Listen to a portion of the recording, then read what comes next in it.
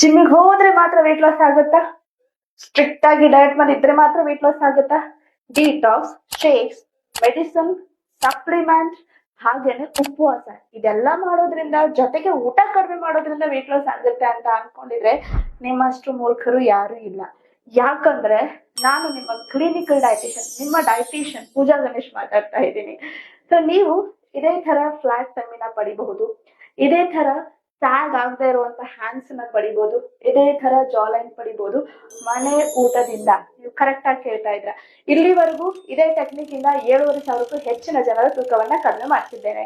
So 3 ಹೊತ್ತು ಮನೆ ಊಟ ಮಾಡ್ಕೊಂಡು ಯಾವುದೇ ಸ್ಟ್ರಿಕ್ಟ್ ಎಕ್ಸರ್ಸೈಸ್ ಡಯಟ್ ಇಲ್ಲದೆ ನ್ಯಾಚುರಲಿ ನೀವು ಯಾವ್ದೇ ರೀತಿ ಸೈಡ್ ಎಫೆಕ್ಟ್ಸ್ ಇಲ್ಲದೆ ವೆಯ್ಟ್ ಲಾಸ್ ಮಾಡ್ಕೋಬಹುದು. ಇದೆಲ್ಲ ನಾನು ಹೇಗೆ ಹೇಳ್ತಾ ಇದ್ದೀನಿ ಅಂತ ಅನ್ಕೊಂಡಿದ್ರ, ನಾನ್ ಕೂಡ ನಿಮ್ಗಳ ತರ 24 kg ಕಡಿಮೆ ಮಾಡ್ಕೊಂಡಿದ್ದೀನಿ. ಇದ್ರ ಬಗ್ಗೆ ಹೆಚ್ಚಿನ ಮಾಹಿತಿ ಬೇಕು, ನೀವು ಕೂಡ ನನ್ನ ಪ್ರೋಗ್ರಾಮ್ಗೆ ಜಾಯ್ನ್ ಆಗ್ಬೇಕು ಅಂತ ಆಸಕ್ತಿ ಇದ್ರೆ ಏನ್ ಮಾಡ್ಬೇಕು? ಜಾಯಿನ್ ಅಂತ ಹೇಳಿ ಒಂದು ಕಮೆಂಟ್ ಸೆಕ್ಷನ್ ಅಲ್ಲಿ ಮೆಸೇಜ್ ಹಾಕಿ. ಮುಂದಿನ ಬ್ಯಾಚ್ ಡೀಟೇಲ್ಸ್ ಎಲ್ಲವೂ ಕೂಡ ಬರುತ್ತೆ. ಕ್ಲಿನಿಕಲ್ ಡೈಟಿಷಿಯನ್ ಹೇಳ್ತಾ ಇದ್ದೀನಿ, ಸೊ 100% ಶೋರ್ ಇದೆ.